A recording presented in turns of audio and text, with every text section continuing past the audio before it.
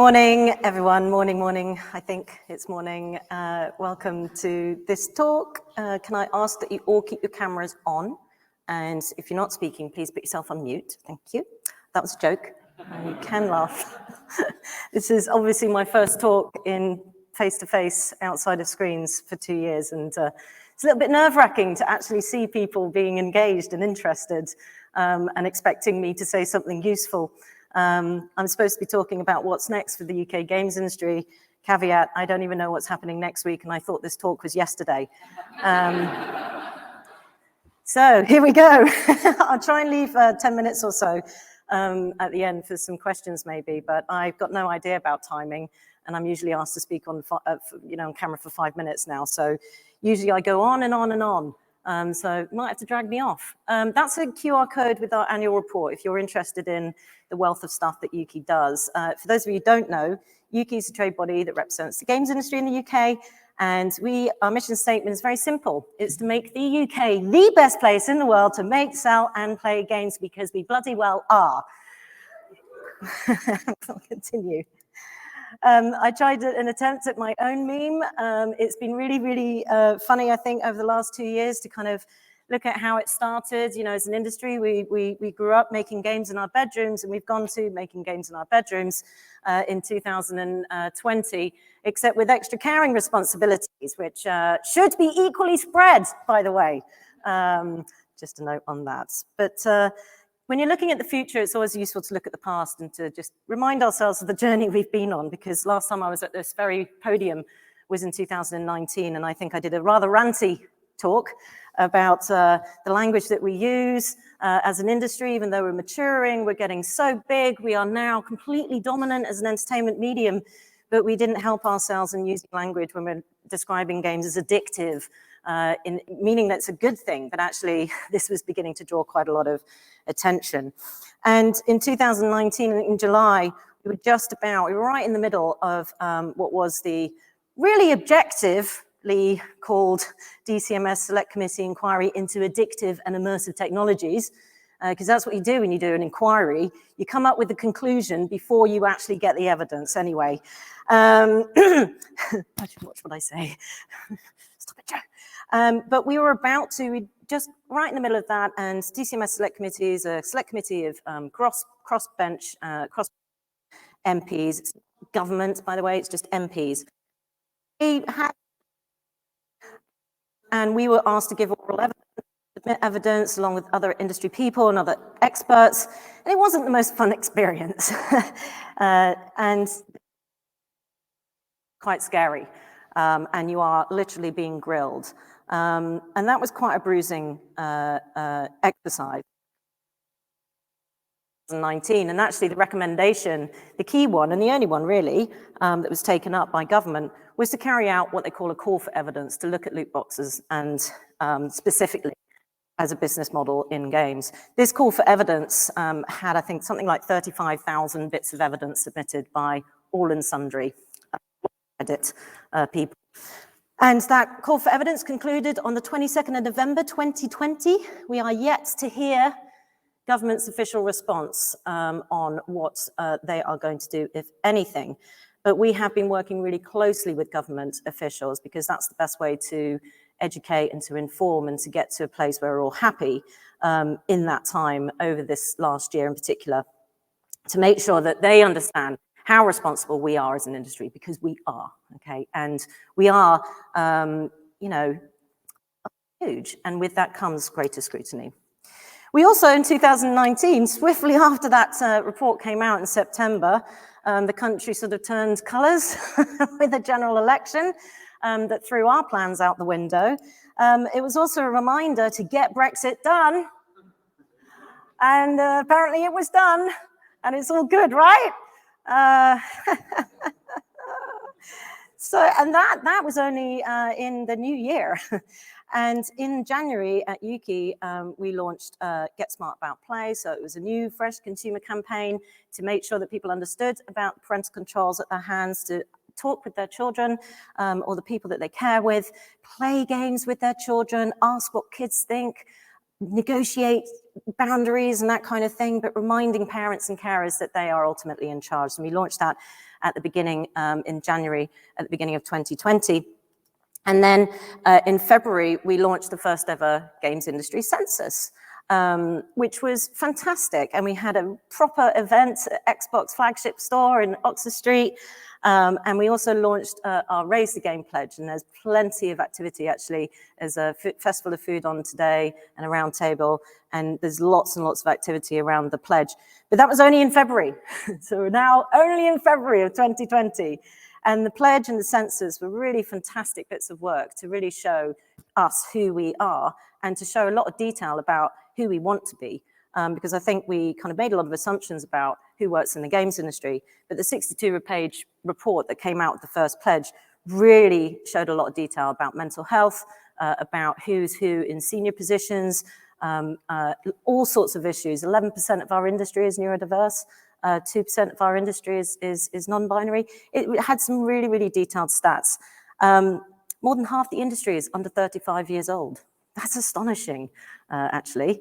And it really gave us a sort of, I guess, a direction of travel and a sort of look at where we need to actually support staff or where we need to make changes as an industry, hence the pledge, which aims to sign up 200 businesses by February 2022.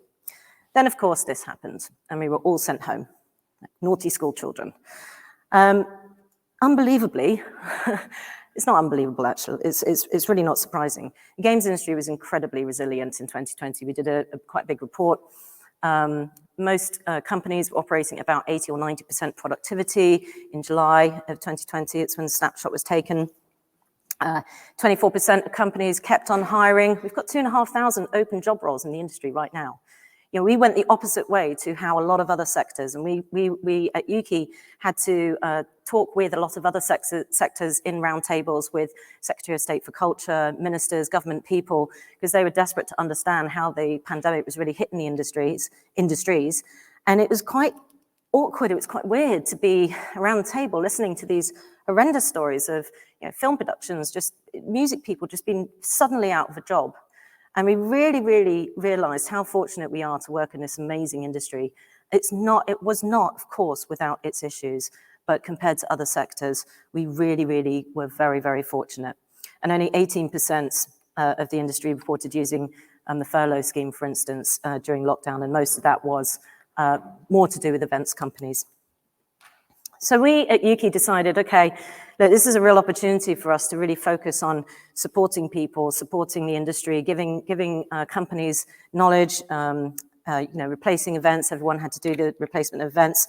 But we really sort of fast-tracked a couple of projects that we were working on. We helped Andy Robertson of Ask About Games to launch the Family Video Games database. Obviously, so many more people playing games at home, wanting a little bit more direction and guidance. Like, how can I play a game with my grandfather that they understand? Or how can I play a game when we've got different devices or technological know-how is low? So that really became an incredible resource. Our digital schoolhouse education team really pivoted very, very well to support home educators and people who are homeschooling. And they were doing their workshops all online and trying to really support people who were having to juggle with these life-challenging issues. The wonderful George, who's there, right there in the front row, not making me feel nervous at all, spearheaded this campaign in particular, which was fantastic. And the industry donated 100,000 free games to NHS workers.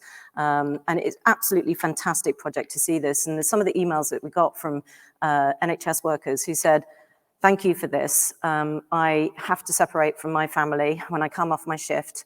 It's very harrowing to be dealing with what I'm dealing on a day-to-day basis. I can't see my children. Playing games with them has been the only connection that has taken my mind off my job. And that just makes me cry every time we read that. So thank you to the industry for doing that. It's incredible.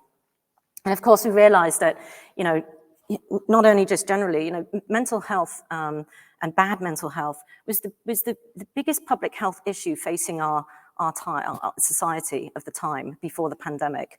And mental health is always there, and whether it's good or bad, you know, it's always something that we need to be talking about and thinking about. And of course, people's mental health really did get impacted by this time, and it still is. And the fallout of that is going to continue. But we also know that there's very little research into how games, we know anecdotally, and we know ourselves, that games really do help support positive feeling and well-being, but there's very little research.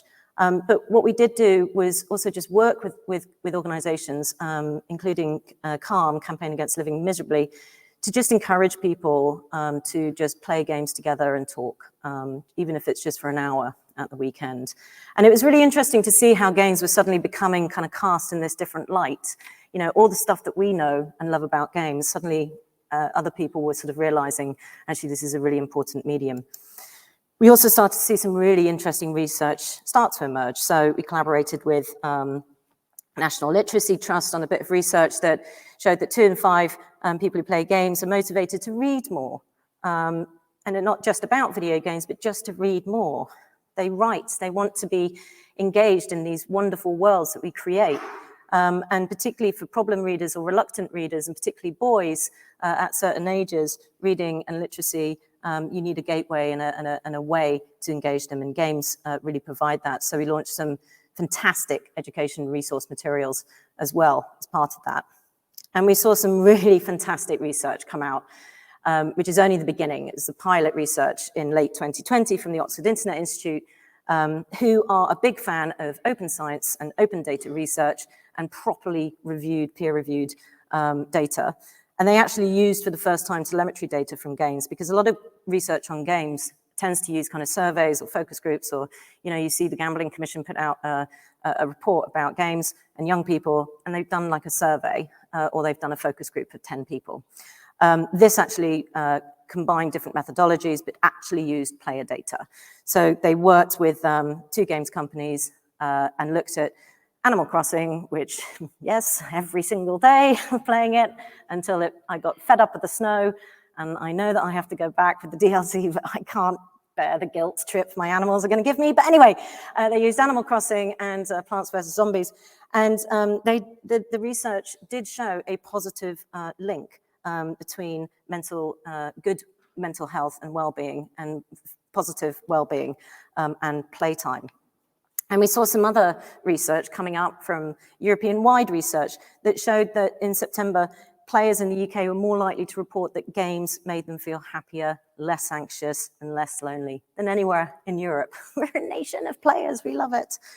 But that was fantastic to see as well. And, you know, I think all of this kind of research is so important to continue on as we mature and as research gets more interested in looking at the broad range of questions around games, not just specific ones.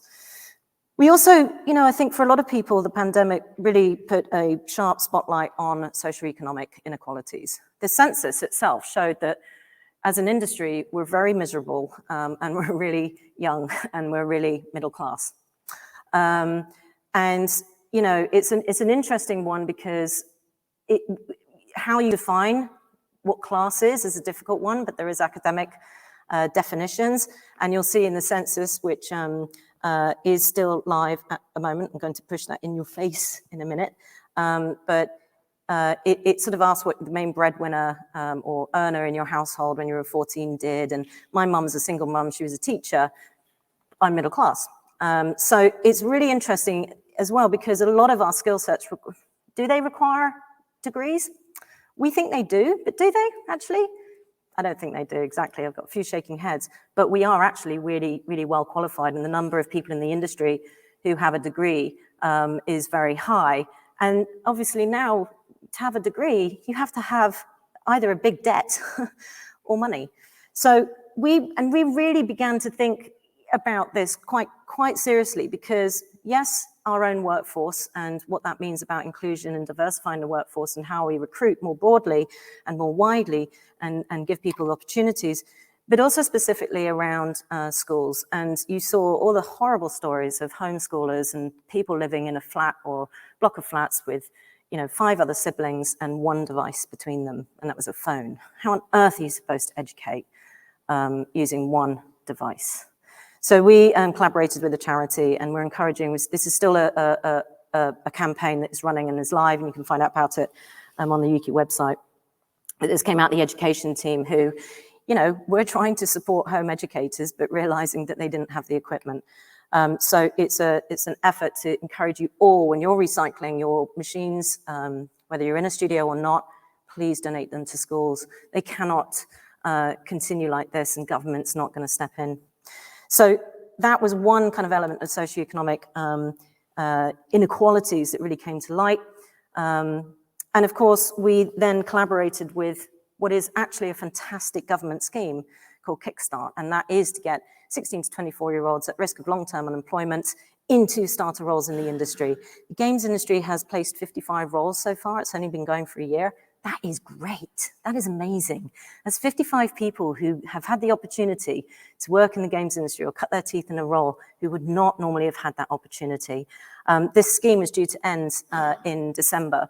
It's been extended to March. And if you're interested, please go to Intergame's website. We collaborated with Intergames on this, and it is just fantastic. And we at Ukie manage all the back office and the administration of it so that it makes it easy for you to hire someone. And these are the things that I want to see continue, right? These are things that lockdown has given us the opportunity when we were thriving and everyone else was just trying to survive as an industry. This has really given us the opportunity to think more broadly about who we want to be and who we need to be as an industry. On the other side, we also had this fantastic, I cannot believe actually, I thought Travis Scott happened before the pandemic. And it's like, what? What do you mean it was only April last year? You know, I kind of feel like I've seen this, but anyway, you know, Fortnite suddenly became, it's not suddenly, you know, we know this anyway, and there were virtual performances. There's always been virtual performances in the worlds that we create, but, you know, it was so interesting, and I'm not going to say metaverse. I just said it. Anyone's playing metaverse bingo at Develop. But, you know, we are building the prototypes and the building blocks of whatever you define as the metaverse. I define it as the next generation of the internet and this persistent digital realms that you can jump into. But game worlds, you know, I found it really fascinating talking to the music industry, I found my way into Twitch, for instance, because all these out-of-work comedians were suddenly Twitch streamers, and now I love it, I'm addicted. But these wonderful worlds that we create provided these venues, and I don't want to see that go. I don't think it is going to go. I think it's only going to get bigger. But the barriers to entry for artists, you know, I had so many kind of conversations with the music industry or people, you know, saying, but how do I do it? How do I get in touch with, how do I get into Fortnite? How do I get into these virtual realms? I want to, you know, perform in different kinds of spaces. I don't necessarily want to just have to perform in a dingy pub when we get back to whatever normal is. So again, I found this a really exciting area. And I think what Fortnite is doing with the Rift Tour, for instance, was absolutely phenomenal. But I want to see more of this. So, you know, I think we kind of all agree, and over the last 2 years, that video games are good. I don't think we need to make any excuses anymore for ourselves or sort of kind of feel like we're on the sidelines. We're not. We've definitely been noticed. We've definitely supported people. We've given people jobs. We continue to contribute to the economy. We are redefining what entertainment means for the 21st century. We are a dominant entertainment sector, and that is really good. You look at some of the technologies and the techniques that we use and the innovation that is bleeding into other sectors. This has always been the case, but more so, and we forget to tell that story, and we need to continually remind ourselves and others that all of these incredible production techniques really come from and radiate out from games into other sectors. And when government talks about innovation-led recovery and innovation-led economy, this is what we mean. And, you know, this is what I also love, the way in which our game worlds reproduce cultural memes. You know, we are producing and reproducing culture in really unique forms. And, you know, don't let your children watch this program. But it's like, please. But I love this, you know, this to me just shouts about how significant we are culturally and as worlds that people want to express themselves in and have fun in, even if it is a little bit evil. And of course, you know, in 2020, we know we're good. We had a record-breaking year for consumer spend. £7 billion spent on games, software, hardware, games culture, merchandise, all the IP rights, music, all of that. It was no surprise, but actually, you know, in 2019, we had a little bit of a dip in that consumer spend, but we expected that because we were gearing up to a next-gen console year. where are those titles, by the way? So it's going to be really interesting to see, like always, is this kind of a pandemic thing, or is this going to continue to rise? I sense that it'll level off, but we are expecting some great titles, and the industry always surprises you. So we'll see next year. But what I really loved seeing was what the UK made market share, like games made in the UK, what the market share was across Europe. Very significant. So we are still generating global breakout hits that are hugely successful, despite the competition from other territories like Germany and France. They always are trying to get you to move over to their territory, but stay here, stay here. This is a large market share, and I think a lot of that is down to, so far, our business-friendly environment. Government is friendly to games, believe it or not, they are. And I think it's also in large part down to video games tax relief and just the fantastic heritage and experience and talent that we do have. And actually, we've been tracking a lot of acquisitions and investments. And on the one hand, this is absolutely fantastic. We saw huge confidence in games by investors, by people wanting to set up new studios to develop in the UK. And the pace of acquisition and investment has not stopped. This on the right is just a list of major acquisitions just since March to September. So this will continue. Since January 2020, there have been 24 major acquisitions of UK British video games development and service companies. 19 of those acquisitions were acquisitions of UK companies by international companies, and 5 were UK companies acquired by other UK companies. And the total value is estimated to be over £4 billion. Now, this is important because when you're thinking about the future, our job at Ukie is to make sure that we have a really vibrant and brilliant ecosystem, and UK continues to be competitive. When you see a lot of consolidation and a lot of investment and a lot of acquisitions, on the one hand, that's a really, really fantastic thing and shows confidence. On the other hand, I slightly kind of worry at the back of my head, does that leave us a bit vulnerable? What about the plurality of the diversity of the content that we are able to make? What if suddenly a parent company decides that, we don't like the UK anymore, let's go over to another territory, and you have no choice? Is that a concern? I don't know. I need to know. So here's where I get my crystal ball out, because I don't know anything. And really the point of this kind of session is to sort of get us all thinking about actually, what we can define our own future. What does the future look like? We know we're going to get a lot more attention. We've been working, the policy team at Ukie does the really boring shit so that you don't need to, but you do need to pay attention to it, because there's a general sense and general move, not just in the UK, but across the world, about young people, minors, and protection in digital worlds.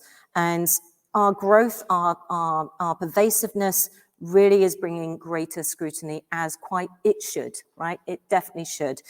Because we're not afraid of that. We are responsible, and we will respond, but we should be prepared for much more, like the Children's Code, which puts privacy and protection of minors and their privacy and data right at the heart of any design for any internet-based service. That you as game industry creators or development or publishers, that you know about these laws and you're not kind of worried about them, because you shouldn't be. And because of the last 3 years, including the general election before the pandemic, we've not been able to do our proper kind of engagement that we would normally do. So we're having Westminster Games Week. Please let it be still on. And it's in November, in the 3rd week. And because we've missed 3 years, we usually do this every 2 years, we've missed 3 years of it. So we're actually doing 3 days in Parliament. We're taking over Parliament in a small and very safe way. And this is our chance really to talk about levelling up, to talk about how brilliant we are. When the government steals a term from the games industry, they in turn should know that we are the experts at levelling up. That's why I use that word. But we still have 23 key clusters and areas across the UK, unlike a lot of other industries that are employing people and have games businesses there. So one day will be about levelling up. Another day will be about how responsible we are and all the innovations that we do make to protect our players and particularly minors, but also skills. We need to continue to really badger government about how poorly they're investing in the education system and in skills. You know, they seem to be leaving it all up to industry to do, and we're doing a bloody good job. But we can't do this in isolation. We need people to be able to take computer science and art. We need people to be taking creative subjects seriously at school. And at the moment, that's not happening. We need computer science to be taught in a way that is inspiring and creative and doesn't make you assume that you're going to end up in a white coat with a beard. That is literally a stereotype that children have of what a computer scientist is. I mean, come on. So we will continue to push that. And we need your help to do that. There's also some really, really brilliant data that's just coming out just in the next kind of couple of months. One of them is an updated games map, so you can literally see where all the businesses and the education courses are in the UK in games. We're also collaborating with BFI, Big Film Institute, as Tim and my team likes to call it, British Film Institute, to look at the impact on employment and value to the economy of the video games tax relief. We're also collaborating with a couple of academic institutions on things like on-screen representation, diversity of characters. We also are taking our commitment to, you know, when I'm sort of talking about what we're doing as a team, we sort of, and whether we go out and about or whether we go into the office, you know, we sort of now talk about the two C's, COVID and climate. Those are the two considerations that we take, particularly climate. We are taking a leading role as an industry now, in particularly a sort of digital sector, about how we do measure our carbon footprint, how we do take action to reduce our impact, how we do kind of help businesses to really take the climate impact seriously. And the UN's Playing for the Planet Alliance is a fantastic initiative that really kickstarted a lot of this. And I know companies in the room like Playmob have been doing this work for such a long time, and now it's really coming to a head. The games industry has a stand at COP26 next week. Not a lot of sectors do. That is fantastic. So this is going to continue for us and for us all, because we can't even talk about a future if we don't take this seriously, because we won't have a future. And of course, I mentioned the census. So this census is so important. We had 3,200 people respond to the first census as 20% of the workforce. We want to double that, and we want to have over 6,000 responses. It closes on the 19th of November. It's really easy to do. It's about 7 minutes. And this time we've added an extra section, which is asking about any experiences of workplace culture issues. This is really important to start delving into. And it's a very delicate one, but it's a really important set of questions to ask. So please, if you have not filled it out, please, please do. It's so critical. It gives us such a lot of detail and such a lot of evidence as to where we need to improve or where things are going really well. And we've got tons of companies that are already signed up, and it's all anonymized. Nothing is traceable. The University of Sheffield looks after all the data. They deal with body samples. That's how safe they are with delicate things, okay? So they've got all sorts of ethics policies, and they're the ones who do all the data gathering. Creative Assembly is one of our biggest studios in the country at the moment, and it's great to see their support and testimonials from why it makes a difference to a company like them to understand how they can better support their employers, how they can better compete for the talents that we're all competing for as well. And of course, Raise the Game Pledge. Dom Shaw is up for an award tonight. I really hope he wins it. He is so fantastic. It's been such a delight working with him. He is just a machine. He just gets these events, collaborates in partnership with all sorts of organizations. And this is just a few of the events recently that he's helped with or put on himself. So Raise the Game Pledge. We will be celebrating the 2-year mark and publishing the results of the census in February 2022. And we really hope to see where the pledge and some of the interventions have made a difference to workplaces despite the pandemic.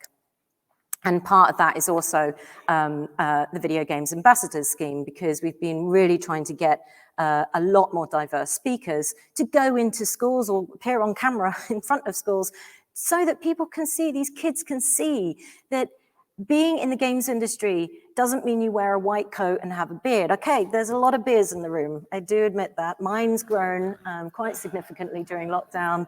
I realized in the camera you can't see it, but in real life.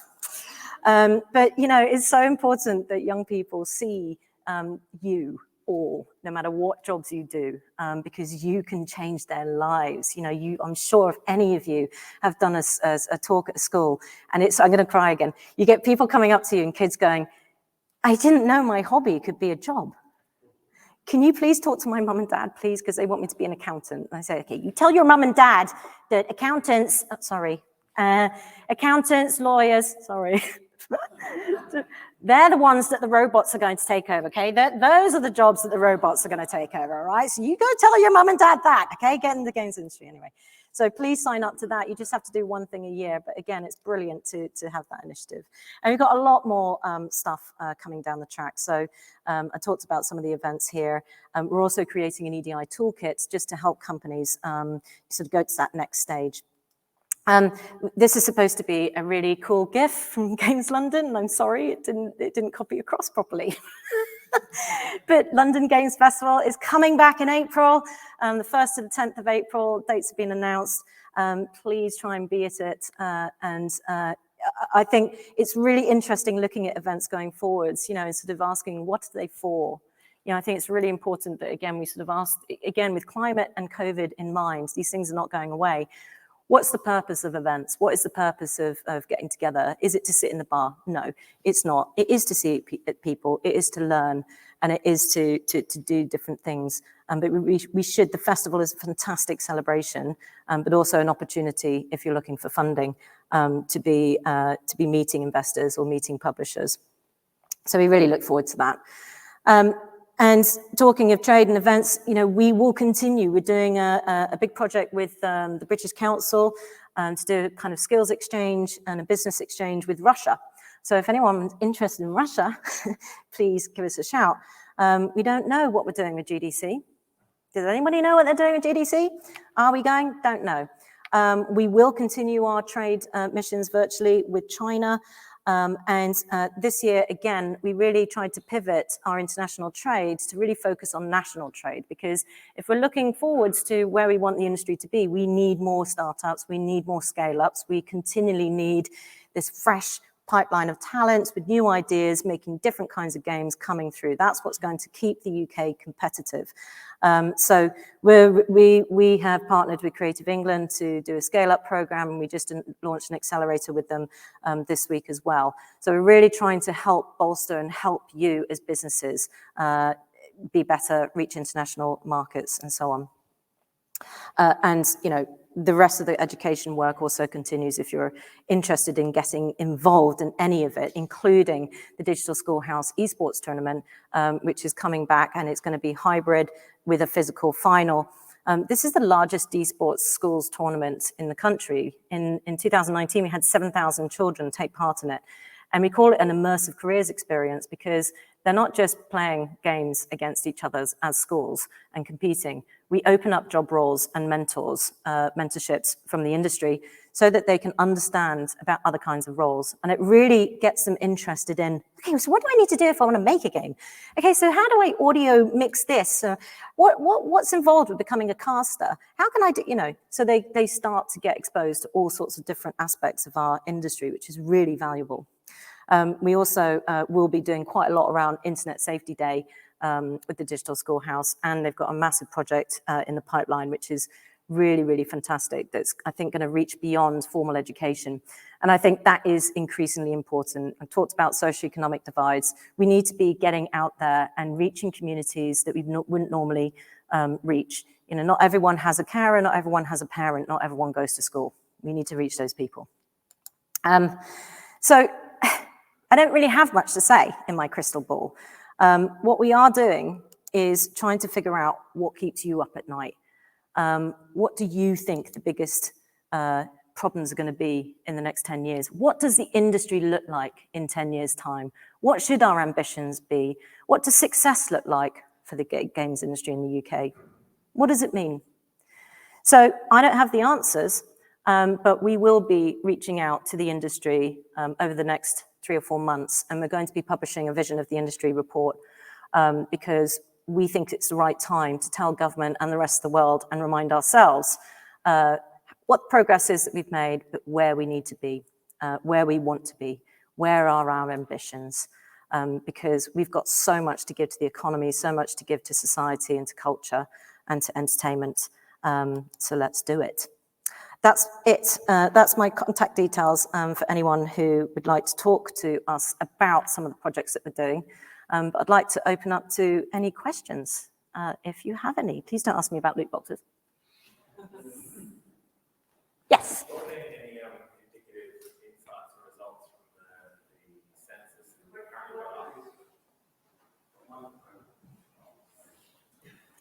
currently? Hi, thanks. Hello. Hi. Thanks for the presentation. It was really, really good to see the industry and how it's impacting people's lives. I was just curious about the census that you've currently got up on your website, if there's any indicative results and insights from this year in comparison to last year, and any overarching kind of, I guess, insights from last year's survey. So the census survey is still open. So it closes on the 19th of November. Pardon me. So we haven't done any analysis yet because we want to wait until we got all the data in, and we need to get, we are, I think I'm allowed to say we are above where we were in terms of numbers. I'm allowed, I'm just checking with the, but we need more. We need to get double, I think, the responses, and not, because that's how you can then slice the data, because we like to take an intersectional approach. But it is going to be interesting to see, because what we want to see is, have things improved? Because that's why we were doing it every 2 years. Unfortunately, the pandemic, for a lot of other industries, it's actually skewed a lot of the work that they did. We heard, I never quite bought this, but other sectors we would talk to would say, during the pandemic, yeah, we've had to kind of stop our EDI activity. Why? Why does the pandemic mean that you can't focus on this? Of course, for a lot of industries, it was because they weren't hiring, they were firing. For us, it's different. So it'd be interesting to see if that has had an impact. Obviously, you know, we've all been working from home, mostly. And a lot of studios, we're doing a bit of work at the moment with a lot of members, kind of providing a forum for them to talk about how they're managing their studios or workplaces, because the majority of the companies we talk to are going to a hybrid model, which I think is far better, far more flexible, so long as women are still not taking all the caring responsibilities. So I think those are going to be interesting sort of stats to see. I think that I'm keen to look at, I think, ethnicity. You know, we didn't do very well at all. We're not very diverse in terms of ethnicity. And I'd like to see if that has improved over the last 2 years. So I know what I want to see. Whether we're going to see it or not, it's up to you. Yeah, at the back there. Oh, and then here. One at the back and then one there.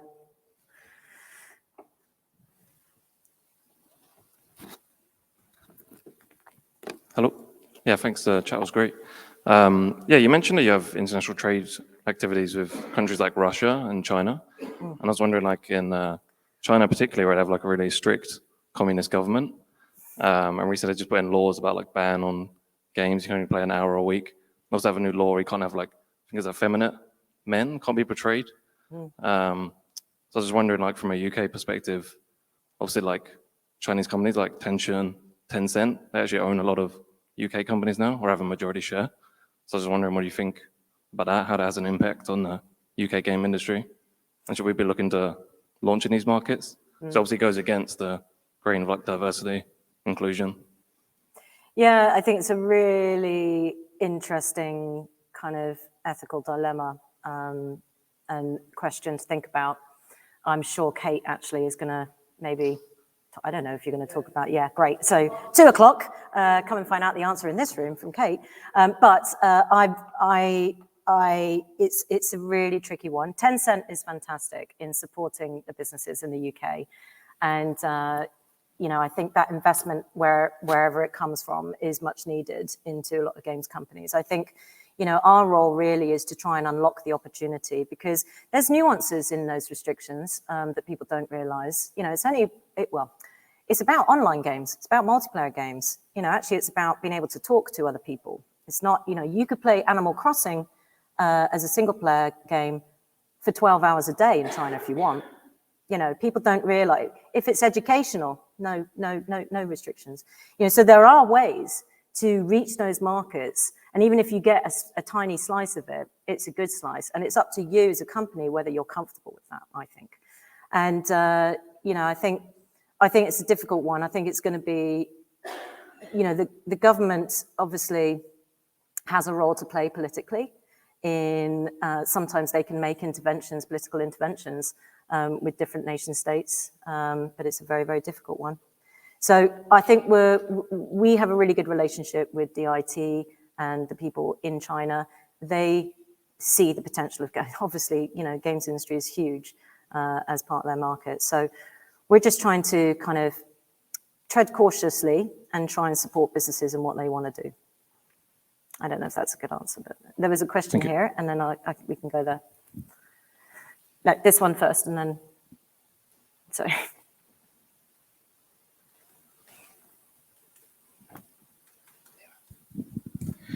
Thanks, Joe, for the talk. It was very interesting.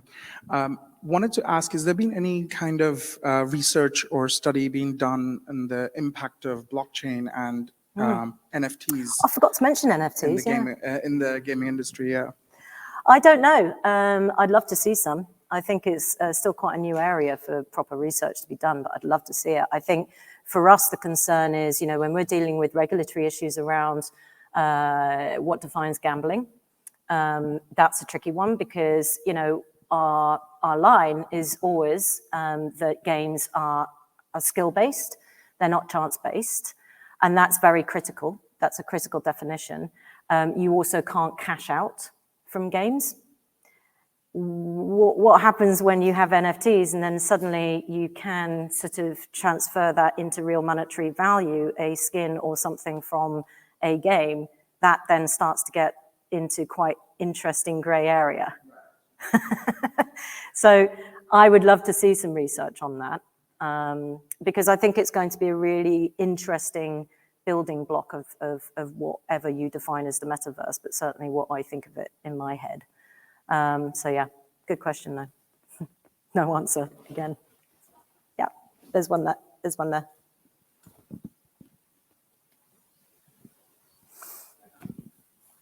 Oh yeah, great talk, by the way. I had a question about the talent pipeline of the industry generally. So do you think there's any untapped potential at experienced hires in other sectors? Yes. 'Cause I've seen there's a lot of focus on recruiting, children and from the ground up, but I have thoughts myself, but I'm curious if you have any insights. Absolutely. We don't recruit children, by the way, just to be clear. Illegal. Yeah, I am a big fan of that. I've banged on quite a lot in the office, in my bedroom to myself, really, about, it's just crazy, isn't it? About how important it is to do things like returnships or to appeal to other sectors. Again, when I do a lot of talks normally in normal times to other industries, I did a talk for a whiskey company on International Women's Day a few years ago, and I had the accountant coming up and going, do you think there'd be a job for me in the games industry? I love games, I really want to. And so there are really qualified, experienced people. And we know anecdotally, again, talking to businesses, some of their best hires come from outside the games industry. I don't know what outside the games industry actually means.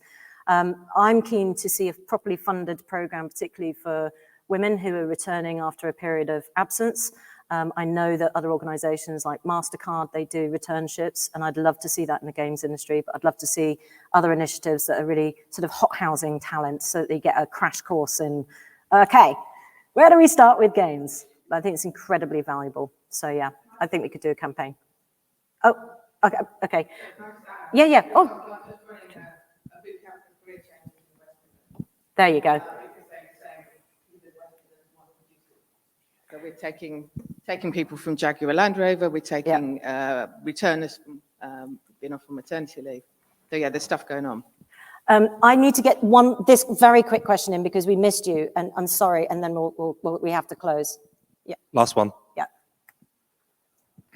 Very quick. I've done quite a few events with people like Intergames, and they've been absolutely fantastic.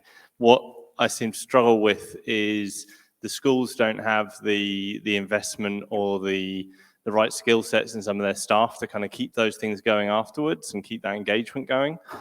What sort of work is being done to help the schools literally at that base level rather than the partner agencies? Yeah. So I think Digital Schoolhouse is a great example of where we try and do a sort of network and node sort of training. So we train the teachers, they become ambassadors, and then they train other teachers. That's the way to do it, right? So you get that institutional knowledge, you get that knowledge, but then you're empowering those trainers to train others. So that, I think, is the answer. Thanks. Okay, thank you, everyone. Thank you.